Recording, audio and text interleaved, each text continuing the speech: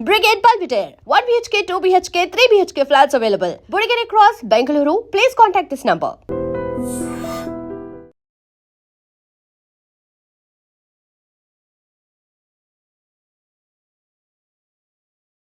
Hi నమస్తే, welcome to iDream media. నేను మీ రొద్దం శ్రీనివాస్. ప్రముఖ geopolitical analyst Mandadi Krishnareddy గారు ఉన్నారు.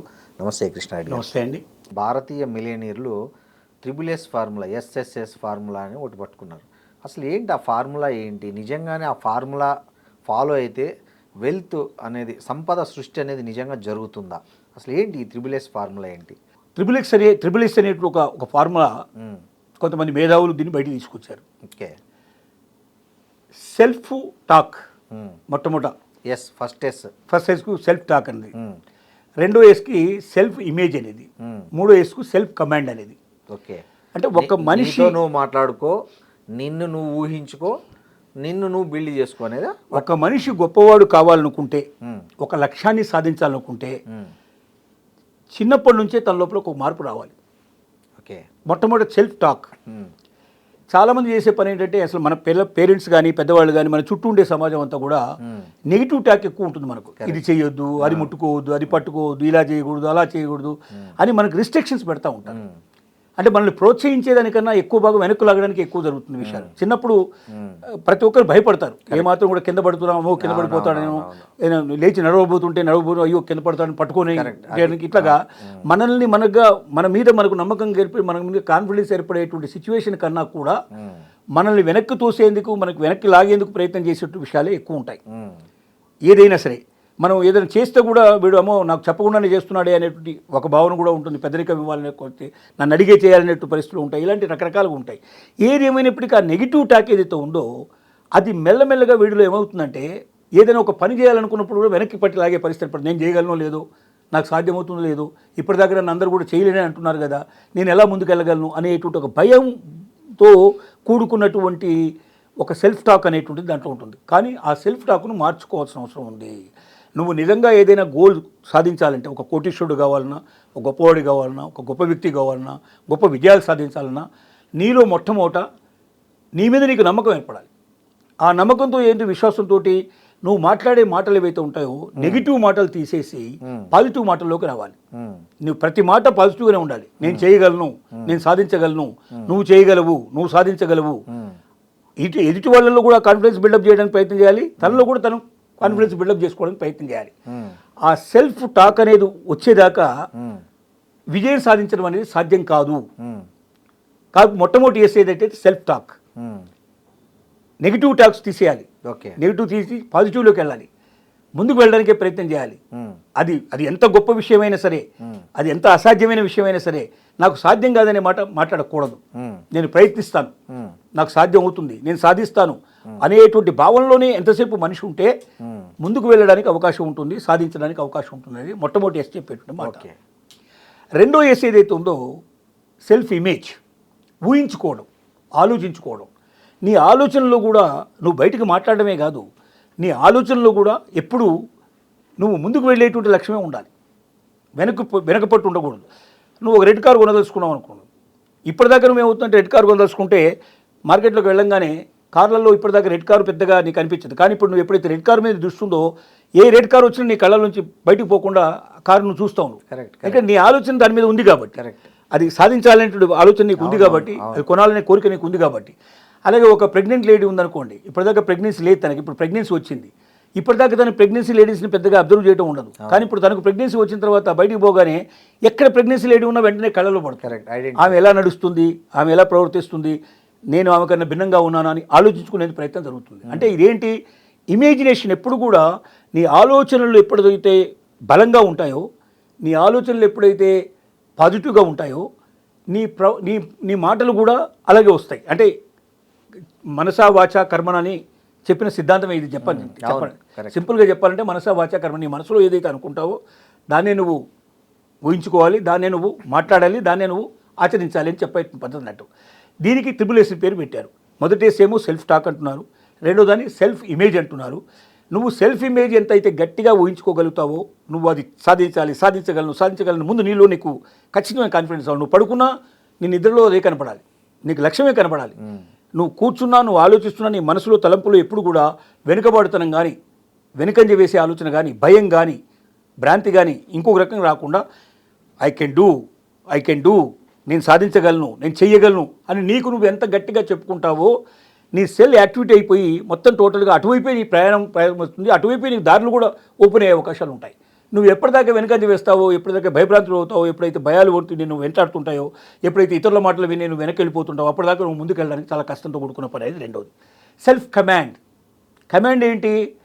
మనం మన మనసుకి ఇచ్చుకోగలిగేటువంటి డైరెక్షన్స్. ఈ డైరెక్షన్ కూడా అటువైపు ఉండాలి. అంటే నీ మాట అదే ఉండాలి, నీ మనసు అదే ఉండాలి, నీ చేతలు కూడా అదే ఉండాలి. ఆ చేతల వైపు వెళ్ళడానికి కూడా నీ మైండ్ ఎప్పుడు అంటే ఈ మూడు కలవాలి. నువ్వు అనుకున్నది మాట్లాడడం ప్రారంభించావు, అనుకున్నది ఊహించుకోవడం ప్రారంభించావు, అనుకున్న దాన్ని సాధించడానికి నువ్వు ఆ వైపునే నువ్వు మాట్లాడుతున్నావు. నీ మాట, నీ చేత, నీ పలుకు, నీ చూపు, నీ ఆలోచన, నువ్వు పడుకున్నా, నువ్వు నిల్చున్నా, నువ్వు ఎప్పుడు నీ ఏ పని చేస్తున్నా కూడా నువ్వు ఖచ్చితంగా సాధించగలన నమ్మకాన్ని, విశ్వాసాన్ని వ్యక్తం చేసినప్పుడు మాత్రమే సాధించగలవు అనేది ఇప్పుడు కొన్ని లక్షల మంది మిలియనీర్స్ మీద పరిశోధన చేసిన తర్వాత వాళ్ళ ప్రవర్తన, వాళ్ళ ఆలోచనలు, వాళ్ళు సాధించిన విధానాన్ని కూడా గ్రహించిన తర్వాత ఈ మూడింటిని అసెస్ చేసి త్రిబుల్-ఎస్ అనేటువంటి ఒక సిద్ధాంతం ప్రపంచం అంతా కూడా మిలియనీర్స్ కావడానికి, గొప్ప వ్యక్తులు తయారు కావడానికి, గొప్ప విజయాలు సాధించడానికి తోడ్పడింది ఈ త్రిబుల్-ఎస్ అనేటువంటి సిద్ధాంతం. కాబట్టి ఇప్పుడు ఉన్న ప్రజల్లో కూడా ఎవరైనా ఏదైనా సాధించాలి అనుకుంటే, ప్రతి ఒక్కరికి ఏదో కోరికలు ఉంటాయి, ఆలోచనలు ఉంటాయి, సాధించాలనుకుంటే ఖచ్చితంగా దీన్ని ఫాలో కావాలి. ఈ బకమైనటువంటి భావాలు ఏర్పరచుకొని సెల్ఫ్ టాక్ కానీ, సెల్ఫ్ ఇమేజినేషన్ కానీ, సెల్ఫ్ కమాండ్ కానీ ఇచ్చుకోగలిగేటువంటి స్టేజ్కి వచ్చినప్పుడు ఖచ్చితంగా తను అనుకున్న లక్ష్యాలు సాధిస్తాడు తప్ప, లేకపోతే అతను ఎప్పటికీ జీవితం లోపల విజయాలు సాధించడం సాధ్యం కాని పరిస్థితి ఏర్పడుతుంది. సార్ కృష్ణారెడ్డి గారు, ఇంకోటి ఈ మధ్య ఒకటి సోషల్ మీడియాలో విపరీతంగా ప్రచారం జరుగుతుంది. PMSSV స్కాలర్షిప్స్ అని అప్లై చేసుకున్న విద్యార్థులకు 3 లక్షల వరకు స్కాలర్షిప్స్ వస్తాయని, ఫ్రీ ల్యాప్టాప్ వస్తుందని. నిజంగా ఇది ప్రచారమా, లేకపోతే దీంట్లో వాస్తవం ఉందా? ఒకవేళ వాస్తవం ఉంటే ఎలా అప్లై చేసుకోవాలి? దీనికి ఎవరు అర్హులు అసలు? PMSSV పథకం అనేటువంటిది అమల్లో ఉంది. దీంట్లో 2 రకాల విద్యార్థులకి అవకాశం కల్పిస్తున్నారు. ఓకే. ఒకటి 9th క్లాస్ పూర్తి చేసుకొని 10th క్లాస్కి వచ్చే వాళ్ళకి, 11th క్లాస్ పూర్తి చేసుకొని 12th క్లాస్కి వచ్చేటువంటి వాళ్ళకి ఇది 2 రకాలుగా ఉపయోగపడుతుంది. ఓకే. ఎందుకంటే భవిష్యత్తును దృష్టిలో పెట్టుకొని కొన్ని స్టేట్ గవర్నమెంట్స్ అంతా కూడా 10th అయిన తర్వాత ఇంటర్మీడియట్ అనేది సపరేట్గా పెట్టారు. అదే మీరు CBSE సిలబస్కి వెళ్తే మీరు 12th క్లాస్ దాకా ఒకటే రకమైన సిలబస్ ఉంటుంది మీకు. సో వీళ్ళు ఇక్కడ 10th అయిపోయిన తర్వాత కొంతమంది పాలిటెక్నిక్ వెళ్ళిపోవచ్చు, కొంతమంది డిఫరెంట్ దాంట్లోకి వెళ్ళడానికి అవకాశం ఉంది. 10th తర్వాత ఇంటర్మీడియట్ చేయాలని ఖచ్చితంగా లేదు. రకరకాల కోర్సులకు వెళ్ళడానికి పాసిబిలిటీస్ ఉన్నాయి. ల్యాబ్ టెక్నీషియన్ కోర్సు, ఇంకా రకరకాల కోర్సులు వాళ్ళకి వెళ్తారు. కాబట్టి అలా అవకాశాలు ఉన్నాయి. 9th నుంచి 10thలోకి వచ్చినప్పుడు బలమైనటువంటి 10th మార్క్స్ ఉన్నట్టయితే భవిష్యత్తు ఏదైనా పునాది సరిగ్గా ఉంటే వాడికి మంచి అవకాశం, మంచి భవిష్యత్తు కలుగుతుంది ఒక ఉద్దేశం. చాలామంది ఏంటంటే ఆర్థిక పరిస్థితులు సరిగ్గా లేకపోవడం వల్ల, 10thలో సరిగ్గా పాస్ అయిపోకపోవడం వల్ల, 10thలో సరిగ్గా మార్క్స్ రాకపోవడం వల్ల ఫర్దర్గా ఇంటర్మీడియట్కి వెళ్ళాలన్నా, లేకపోతే వేరే పాలిటెక్నిక్కి వెళ్ళాలన్నా, మరి వేరే కోర్సు దేంట్లోకి వెళ్ళాలన్నా బేస్ అయినటువంటి మార్క్స్ 10th మార్క్స్ కాబట్టి 10th మార్క్స్ కరెక్ట్గా లేకపోతే వెళ్ళలేకపోతున్నాడు. కాబట్టి 10th పునాది కరెక్ట్గా ఉండాలంటే వాడికి ఆర్థిక ఇబ్బందులు లేకుండా తొలగించాలనే ఉద్దేశంతో ఈ PMSSV పథకం అనేటువంటి పెట్టారు. 9th class to 10th. దీంట్లో 3 లక్షల దాకా అంటే బుక్స్కు కొంత, ఫీజులకు కొంత అతను చదువుకోవడానికి కావాల్సిన ఎన్విరాన్మెంట్ క్రియేట్ చేసుకోవడానికి కొంత ఏదైనా కొనుక్కోవడానికి దానికి కావాల్సినటువంటి గాడ్జెట్స్ కానీ అట్లాంటివి కొనుక్కోవడానికి, ఇట్లాంటి వాటిని దృష్టిలో పెట్టుకొని దీనికింత అని మొత్తం లెక్కలేసి టోటల్గా ఒక 3 lakhs వరకు ఇచ్చేందుకు మొదలుపెట్టారు దీన్ని. ఇంకా కొంతమంది దీంట్లో ఇంజనీరింగ్ అట్లాంటి కొన్ని టెక్నికల్ కోర్సులకు వెళ్ళే వాళ్ళకి 3,75,000 దాకా కూడా ఇచ్చేందుకు పాసిబిలిటీస్ ఉన్నాయి దీంట్లో. మీరు చెప్పేది 1 yearకి, అదే 1 సంవత్సరానికి ఇది ఇస్తారు. ఇది దీంతో పాటుగా వీళ్ళకి ఒక ల్యాప్టాప్ కూడా ఫ్రీగా ఇచ్చేటువంటి అవకాశాలు ఉన్నాయి. ల్యాప్టాప్ అంటే మామూలు ల్యాప్టాప్ కాకుండా కొంచెం బాగా కాస్ట్లీ ల్యాప్టాపే వస్తుంది. 50,000 నుంచి ₹1,00,000 దాకా ఉండే ల్యాప్టాప్ కూడా దీంట్లో ఫ్రీగా వచ్చే అవకాశం ఉంది. ఇవి పొందాలి అంటే ఈ 9th క్లాస్ స్టూడెంట్స్ ఎవరైతే ఉన్నారో వాళ్ళు వెంటనే 8th క్లాస్ పూర్తయిపోయిన వాళ్ళు, 9th క్లాస్లో వచ్చిన వాళ్ళు వెంటనే వాళ్ళు అప్లై చేసుకోవాలి. ఎక్కడ? వెబ్సైట్. దీంట్లో వెబ్సైట్లోకి వెళ్ళాలి. PMSSV స్కీమ్ అని చెప్పి కొట్టేస్తే మనకు వెబ్సైట్ వస్తుంది. ఆ వెబ్సైట్లోకి వెళ్ళిపోయి దాంట్లో మొత్తం నమోదు చేసుకోవాలి. దాంట్లో వాళ్ళ ఆధార్ కార్డు కావాలి, వాళ్ళకి సంబంధించినటువంటి సర్టిఫికేట్ ఏదైతే ఏమేమి కావాలనేది ఆ వెబ్సైట్లో డీటెయిల్స్ అన్ని చూసుకొని దాని ప్రకారం మొత్తం ఫిలప్ చేసి కంప్లీట్ చేసినట్టయితే అట్లాగే 11th క్లాస్కు 10th క్లాస్ పూర్తయిన వాళ్ళు 11th క్లాస్లో కూడా ఆ రకంగా చేసుకున్నట్టయితే వాళ్ళకి ఇద్దరికి ఈ రకమైన స్కీమ్ లోపల వచ్చే అవకాశం ఉంది. 11th to 12th కూడా వస్తారా? 11th to 12th 2 months 2 years అవుతుంది. ఇక్కడ 9th and 10th రెండు కవర్ అవుతాయి ఇక్కడ. ఓకే, అంటే ఒక ఫౌండేషను ఒక ఫైనల్. సో దీనికి ఏమన్నా ఇన్కమ్ ఇంత ఉండాలా? దీంట్లో 2,50,000 కన్నా మించి యాన్యువల్ ఇన్కమ్ ఉండే వాళ్ళకి అర్హత లేదు. ఓకే, ఒక ఫ్యామిలీకి 2,50,000 మాత్రమే ఇన్కమ్ ఉన్నట్టుగా ఇన్కమ్ సర్టిఫికేట్ ఉంటే ఆ లోపల వాళ్ళు ఎలిజిబిలిటీ అవుతారు. ఇది ఏంటంటే ఎకనామికల్లీ బ్యాక్వర్డ్ వ్యవహారం కాబట్టి కాస్ట్తో సంబంధం లేదు, కాస్ట్ కుల మతాలకు సంబంధం ఎవరైనా అందరూ చేసుకోవచ్చు. 2,50,000 కన్నా మించినటువంటి ఇన్కమ్ ట్యాక్స్ సర్టిఫికేట్ ఉన్నట్టయితే వాళ్ళ దగ్గర 250 లోపల ఉన్నట్టయితే వాళ్ళు అప్లై చేసుకోవచ్చు. 250 అయినా పైన ఉండే వాళ్ళకి అవకాశం లేదు, ఎలిజిబిలిటీ లేదు. ఇది ఎంతమందికైనా ఇస్తారు, దీనికి రిస్ట్రిక్షన్ లేదు. అయితే టైమింగ్స్ ఉన్నాయి దీనికి, ఏ టైం నుంచి ఏ టైం దాకా అప్లై చేసుకోవాలి. ఎప్పుడు సార్ లాస్ట్ డేట్? ఇది సెప్టెంబర్ దాకా, ఆగస్ట్ ఎండింగ్ దాకా టైం ఉన్నట్టుగా నేను చూశాను. దీంట్లో మళ్ళీ ఒకసారి వెబ్సైట్లో చెక్ చేసుకుంటే ఏమైనా టైం ఎక్స్టెన్షన్ ఏమైనా ఇచ్చిందో చూసి టైం కూడా ఉంది. టైం ఉంది ఇమీడియట్గా జూన్ నుంచి ఆగస్ట్ దాకా, జూన్ నుంచి ఆగస్ట్ దాకా ఉంది. సెప్టెంబర్ లోపల దీనికి ఆగస్ట్ ఎండింగ్ లోపల ఎప్పుడో క్లోజ్ అవుతుంది. ఒకసారి మళ్ళీ డేట్ దాంట్లో చెక్ చేసుకొని, ఇప్పుడైతే ప్రజెంట్గా డేట్ ఉంది, ఎవరైనా ఇమీడియట్గా దాంట్లోకి వెళ్ళి చూసుకోవచ్చు, ఎవరైనా అప్లై చేసుకోవచ్చు. బట్ 2,50,000 వాళ్ళకి యాన్యువల్ ఇన్కమ్ మించకుండా ఉండేటి వాళ్ళకి మాత్రమే ఎలిజిబిలిటీ ఉంటుంది. Irrespective of caste, community, creed, religious ఏం లేకుండా ఈ అవకాశం కల్పించగలిగింది. ఇది విద్యార్థులకు ఒక మంచి అవకాశం. ఇది ముందుకు వెళ్ళాలనుకున్న వాళ్ళకి, ఎందుకంటే ఆర్థికంగా అందరికీ అవకాశాలు ఉండవు కాబట్టి ఆర్థికంగా అవకాశాలు అందుకోవడానికి ఛాన్స్ ఉంది. కానీ మరి ఇన్కమ్ ట్యాక్స్ను ఒక రిస్ట్రిక్షన్ ఉంది కాబట్టి దాని లోపల ఉండేటువంటి వాళ్ళు కూడా, మనకి బిలో పవర్టీ లైన్లో ఉన్నవాళ్ళు కోట్ల మంది ఉన్నారు కాబట్టి చాలామంది అప్లై చేసుకోవడానికి పాసిబిలిటీ ఉంది.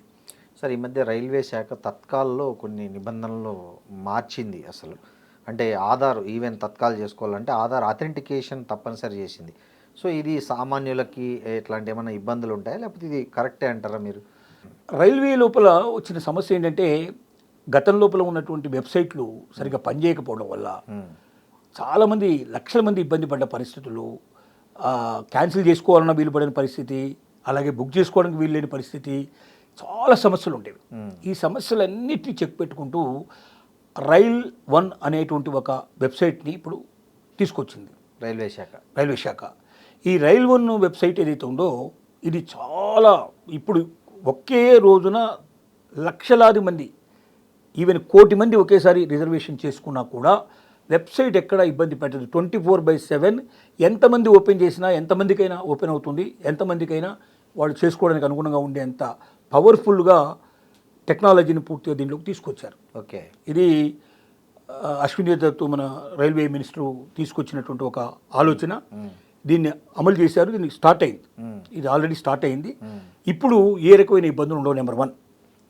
నెంబర్ 2 ఏంటంటే, గతంలో ఉన్నటువంటి కొన్ని రూల్స్ని రెగ్యులేషన్స్ ఇప్పుడు చేంజ్ చేశారు. ఒకటి ఏంటంటే, తత్కాలికంగా ఏదైతే ఉన్నాయో వాటి లోపల ఆధార్ ఇంత ముందు లేదు, ఇప్పుడు ఆధార్ని ఖచ్చితంగా ప్రవేశపెట్టారు. అంటే డూప్లికేట్ చేయడానికి వీలు లేకుండా, ఎవడు పడితే వాడు దాన్ని బయట టికెట్ అమ్ముకోవడానికి వీలు లేకుండా. అదే కొంతమంది ఏజెంట్లు ఆధార్ చూపిస్తేనే కానీ సాధ్యం కాదు. వీడు ఆల్రెడీ ఆధార్ దాంట్లో ఉంటుంది కాబట్టి ఏదైనా ఉంటే దాన్ని ఓపెన్ చేసి చూసుకుంటాడు, దాన్ని దీన్ని రెండు టాలీ చేసుకుంటాడు, రెండు కరెక్ట్గా ఉంటేనే ముందుకు తీసుకెళ్తాడు, లేకపోతే లేని పరిస్థితి. అలాంటప్పుడు ఏంటంటే, మనిషి అంటే ఒక 60 ఏళ్ళని 50 ఏళ్ళు ఏదంటే 50 ఏళ్ళు ఎవడో కూర్చో ఆ టికెట్ ఇచ్చే దాంట్లో కూర్చోబెట్టేవాడు. అవునవును, కొంతమంది ఆడవాళ్ళ టికెట్లు మగవాళ్ళ టికెట్ ఆడవాళ్ళు పోయినా కూడా చాలా ఉన్నాయి గతం లోపల. ఇప్పుడు ఆ పరిస్థితులన్నిటికీ చెక్ పెట్టుకుంటూ ఖచ్చితంగా ఎవరైతే బుక్ చేసుకున్నాడో ఆ మనిషి మాత్రమే వెళ్ళేటట్టుగా వేరే వాడు వెళ్ళడానికి వీలు లేకుండా ఒక అడ్డంకి అక్కడ సృష్టించడం జరిగింది. దాంట్లో కొంత సక్సెస్. దానివల్ల ఏమవుతుందంటే, ఎక్కువ మందికి వాళ్ళు కాకపోతే వేరే వాళ్ళకి టికెట్లు దొరుకుతాయి. వాడు క్యాన్సిల్ చేసుకుంటే ఆటోమేటిక్గా ఆ ప్లేస్లో వేరే వాళ్ళు టికెట్ దొరుకుతాయి. ఇప్పుడు వేరే వాడు కూర్చోబెట్టడానికి అవకాశం ఉన్నప్పుడు ఏం చేస్తున్నాడంటే, వాడు టికెట్ క్యాన్సిల్ చేయకుండా ఎవరినో వాడిని పట్టుకొచ్చి మొత్తం డబ్బులు తీసుకొచ్చి వాడు కూర్చోబెడతాడు. ఎందుకంటే 10%, 20%, 50% పోతుంది. ఇప్పుడు రైలు కదిలే ముందు అయితే 50% పోతుంది. అంత ఎవడు పోగొట్టుకుంటాడు అనవసరంగా అనే ఉద్దేశంతో వేరే వాడికి 100% అమ్ముకొని వెళ్ళిపోతున్నాడు. ఇప్పుడు ఆ పరిస్థితి కాకుండా అయితే క్యాన్సిల్ ముందే చేస్తాడు కాబట్టి వేరే వాడికి అవకాశం దొరుకుతుంది, ఎవరైతే వెయిటింగ్లో ఉన్నవాడికి అవకాశం దొరుకుతుంది. రెండోది ఏంటంటే, వృద్ధులు, స్త్రీలు, ముఖ్యంగా పిల్లలతో పసిపిల్లలతో ఉండేవాళ్ళు, బాలింతలు, ఇలాంటి వాళ్ళకి కూడా లోయర్ బర్త్ కంపల్సరీగా వచ్చేటట్టుగా ఏర్పాటు చేశారు. అంటే మనం లోయర్ బర్త్ మనం రిక్వెస్ట్ చేయాల్సిన అవసరం లేదు. మన ఏజ్, మన స్టేటస్, మన పొజిషన్ ఏంటో దాంట్లో రాస్తే ఆటోమేటిక్గా వచ్చేస్తున్నట్టు. ఇది ఒక పెద్ద సౌలభ్యం. ఎందుకంటే సీనియర్ సిటిజన్స్ కానీ, లేకపోతే ఎవరితో గర్భిణిగా ఉన్నటువంటి స్త్రీలు కానీ, పిల్లలతో ప్రయాణం చేస్తున్న వాళ్ళకి కానీ ఇబ్బంది లేకుండా ఉండేటట్టుగా దీన్ని ఏర్పాటు చేశారు. ఇది ఒక పెద్ద ఫెసిలిటీ కింద మనం లెక్కేయాల్సిన అవసరం ఉంది. అలాగే వాళ్ళ భోజన సదుపాయం ఏదైనా కావాలంటే ఆన్లైన్లో కూడా బుక్ చేసుకునేట్టు పద్ధతి పెట్టారు. అంటే ఇంతకుముందు ఏంటంటే మనకు ఓన్లీ మనం ఆ క్యాంటీన్ లోపల మనం ఆర్డర్ ఇచ్చి తెచ్చుకునేట్టు పద్ధతిలో ఉండేది. అలా కాకుండా ఈ వెబ్సైట్ ద్వారానే రైల్ వన్ ద్వారా కూడా ఎక్కడ కావాలి, ఎలాంటి భోజనం కావాలి అనేది కూడా మనకు దాంట్లో డీటెయిల్స్లోకి వెళ్తే ఉంటుంది. దాని ప్రకారం మనం భోజనం ఆర్డర్ తెచ్చుకుంటే మనకు వస్తుంది. అంటే మంచి భోజనం, రుచికరమైన భోజనాన్ని మనం తెప్పించుకోవడానికి ఒక అవకాశం. అంటే అందరికీ డబ్బు అవకాశం ఉండేవాడు ఉంటాడు, నాకు మంచి భోజనం ఉంటే బాగుంటుంది అనుకుంటాడు. ఇప్పుడు వేరే వేరే బయట వెబ్సైట్లో చేసి చాలా మంది తెప్పించుకుంటున్నారు. అట్లా రైల్వే స్టేషన్ తీసుకొచ్చి వాళ్ళు ఇస్తున్నారు. అలా కాకుండా రైల్వే డిపార్ట్మెంటే ఆ రకమైన అవకాశాలు కల్పించడం అనేది గొప్ప విషయం. రెండోది ఏంటంటే ఇప్పుడు ఒక ట్రైన్ మనం దాంట్లో మనం అవకాశం కల్పిస్తే ఆ ట్రైన్ మనకు లేదనుకోండి, ఆ ట్రైన్లో మనం పోవడానికి అక్కడ మనకు సీట్లు లేవనుకోండి, వేరే ఆల్టర్నేటివ్స్ ఏమున్నాయి కూడా చూపించే అవకాశం ఇప్పుడు దీంట్లో వెబ్సైట్లో పెట్టారు. ఓకే, అంటే మనం ఒకదానికోసం అప్లై చేస్తే మనం ఇక్కడ నుంచి అక్కడికి వెళ్ళాలి, ఈ రూట్లో లేదు, మీరు ఇలా వైఆర్ రూట్లో వెళితే మీకు అవకాశం ఉంటుంది, ఈ రూట్లో వెళితే అవకాశం ఉంటుంది అనేది కూడా మనకు తెలిసే అవకాశాన్ని దీంట్లో కల్పించారు. ఇలాంటి అనేక రకాలైన మార్పుల వల్ల రైల్వే ప్యాసింజర్స్ చాలా సులభంగా చేసుకోవడానికి అవకాశం ఉంది. కాకపోతే చదువు రాని వాళ్ళు, ఆన్లైన్లో చేసుకోలేని వాళ్ళకి ఏంటంటే బయట ఉండేటువంటి ఎవరి మీద ఆధారపడాలి, వాళ్ళు వేరే వేరే దాకా ఆధారపడాలి. ఉన్నాయి అలాంటి కేంద్రాలు చాలా ఓపెన్ అయినాయి. ఇప్పుడు మనకు ఈ సేవ, మీ సేవ లాంటి ప్రైవేట్ కూడా ప్రతి వీధిలో ఉన్నాయి. వాళ్ళు ఏ వీధికి వెళ్ళినా పోయి చేసుకోవచ్చు. కొంచెం 5 రూపాయలు 10 రూపాయలు వాళ్ళు ఎక్స్ట్రా తీసుకుంటారు. డబ్బులు పోయినా కూడా మనకు ఖచ్చితంగా మనం తీసుకోవచ్చు. అది దాదాపు మండల హెడ్ క్వార్టర్ దాకా వెళ్ళినాయి ఇప్పుడు ఆ పరిస్థితి. ఇంకా పల్లెటూళ్ళకి వెళ్ళేది కానీ మండల హెడ్ క్వార్టర్ దాకా ఉన్నాయి కాబట్టి పెద్ద విలేజెస్ కూడా ఉంది. తప్పనిసరిగా ఈ అవకాశాలు ఉన్నాయి. ఇప్పుడు బిఎస్ఎన్ఎల్ వాళ్ళు ప్రతి పల్లెటూరులో కూడా ఇంటర్నెట్ ఇచ్చేటువంటి సౌకర్యాన్ని ఏర్పాటు చేస్తున్నారు. ఇప్పుడు ప్రతి రాష్ట్రం తీసుకుంటోంది.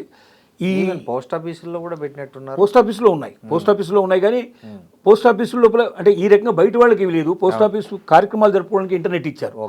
అలా కాకుండా ఈ సేవ, మీ సేవ లాంటివి ఈ టైప్లో అన్ని సౌకర్యాలు ఇచ్చేట్టుగా పల్లెటూరులో కూడా ఏర్పాటు అవ్వడానికి చాలా కొద్ది రోజుల్లోనే, కొద్ది నెలల్లోనే సాధ్యం అవుతుంది. ఎందుకంటే ఇంటర్నెట్ బాగా వచ్చినప్పుడు ఏముంది, ఒక కంప్యూటర్ పెట్టుకోవడానికి పెట్టేసుకుంటే అన్ని సర్వీసెస్ ఇవ్వచ్చు, ఓ యాప్ తీసేసుకుంటే సరిపోతుంది. వాళ్ళు ఇలాంటి పరిస్థితులు కూడా ఏర్పడుతుంది. ఏది ఏమైనప్పటికీ రైల్వే శాఖలో చాలా బాగా చొచ్చుకుపోయేటువంటి మనస్తత్వం ఉంటే ఇప్పుడున్నటువంటి కాలానికి పోటీ పడే రీతిగా, ప్రజలకు ఇంకా దగ్గరగా వెళ్ళే రీతిగా, జనాభా ఎంత పెరిగినా, ఎంతమంది పోటీ పడ్డా, ఎంతమందికి అవసరాలు ఉన్నా కూడా అన్నీ తీర్చే విధంగా ఉండేటట్టుగా ఏర్పాటు చేయడం. రైళ్లలో వేగం పెరిగింది, బుల్లెట్ ట్రైన్స్ వస్తున్నాయి, మార్గాలు బాగా సుగమవుతున్నాయి, ప్రైవేట్ వాళ్ళకు కూడా ట్రైన్స్ ఇచ్చే అవకాశాలు ఏర్పాటు చేశారు.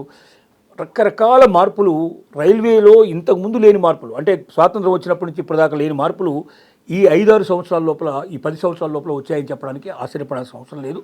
ఇంకా భవిష్యత్తు లోపల ప్రపంచ దేశాలతో, అభివృద్ధి చెందిన దేశాలతో పోటీపడిన మన రైల్వే వ్యవస్థ ముందుకెళ్ళే అవకాశం ఉంది. ప్రపంచంలో అందరికన్నా ఎక్కువగా రైల్వే వ్యవస్థ నడిపేది, అందరికన్నా ఎక్కువ పొడవైనటువంటి రైల్వే సిస్టమ్ నడిపేటువంటిది భారతదేశమే. కాబట్టి ప్రజలకు ఎక్కువగా అందుబాటులోకి రైల్వేని తీసుకొచ్చే అవకాశాలు కల్పించబడ్డాయి. Thank you sir.